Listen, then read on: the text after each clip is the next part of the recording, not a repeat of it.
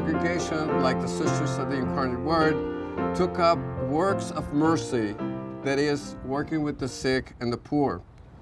And many old and new organizations eventually sent men and women as missionaries across the globe, including the United States.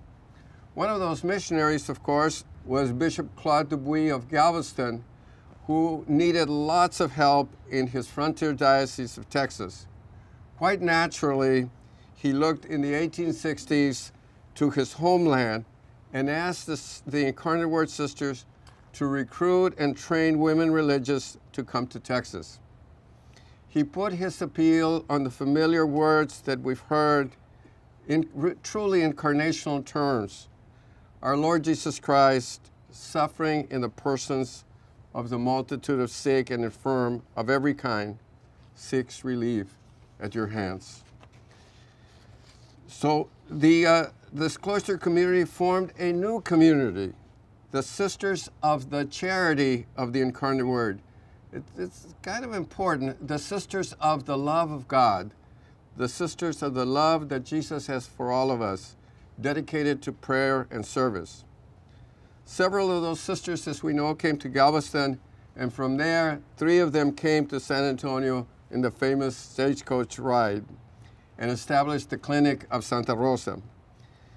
They must have had a deep sense of mission to cross the Atlantic and then to come to San Antonio, but they were answering God's call. They may not have been aware that God's call was going to involve different kinds of works, and it did. The sisters began to take care of orphan children, and the orphan children needed schooling. And soon the sisters were opening schools for them, as well as for other children in the city of San Antonio. And the schools needed teachers, and the hospitals needed nurses. And so they began to train teachers and nurses, and they began to train others to train teachers and nurses. All the while, the great schools gave rise to a high school, and then to a college, with an 1881 charter from the state of Texas, the College and Academy of the Incarnate Word. In time, the grade school and the high school were operated separately, and the college became, as we know, the University of the Incarnate Word. And the teaching and healing mission of the sisters, schools and hospitals spread across Texas, Louisiana, Missouri, and Mexico. At some point, there were over 400 women religious answering God's call to these ministries. It is the story of new challenges in a changing world, challenges met by women from across the globe, from Ireland and Germany and Mexico and the United States. And the sisters are in Peru and in Africa in new kinds of work, and of course, here at the university. Back some time ago, I'm not going to say what decade it was, God's call took the sisters to Weslaco. Now, to the Mexican barrio and St. Joan of Arc School.